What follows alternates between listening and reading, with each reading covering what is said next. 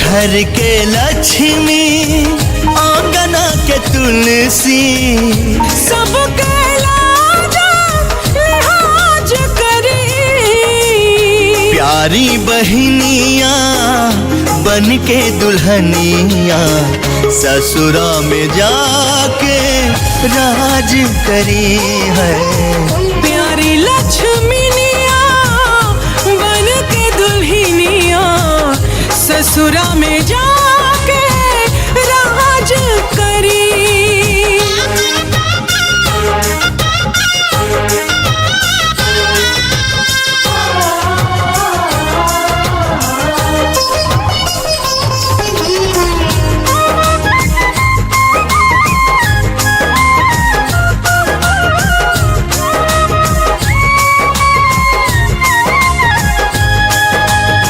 कहीं कोखिया कहीं आचर कहीं प्यार दुलार पर एक भाई एक बहन रूप में फूल खिलल हर डाल पर।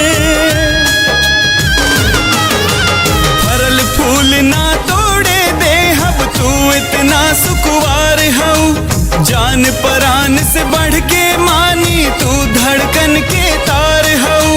जान परान से बढ़ के मानी तू धड़कन के तार हो। प्यार मिली इतना केहू न काबो। प्यार मिली इतना केहू न काबो। तोहके नजर अंदाज करी।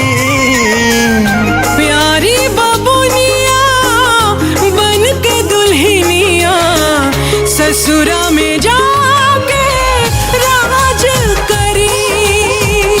प्यारी बहनिया बन के दुल्हनिया ससुरा में जाके राज करी।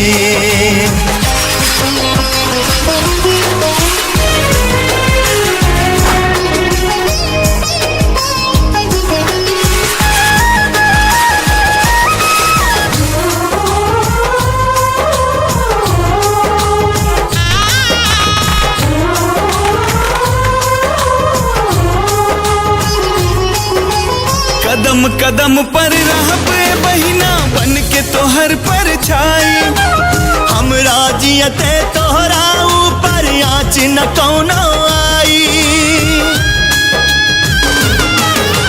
तोहर जिंदगी के बगिया हम प्रीत के जल से सींच देव। समय परिताए बहिना हम काल के मुँह से खींच ले।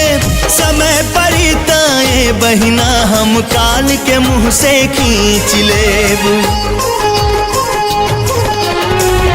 हमनी के परिवार के चर्चा हमनी के परिवार के चर्चा ई तो पूरा समाज करे। प्यारी बबुनिया बन के दुल्हनिया ससुरा में जाके राज करे। प्यारी बबुनिया बन के दुल्हनिया ससुरा में जाके राज करी।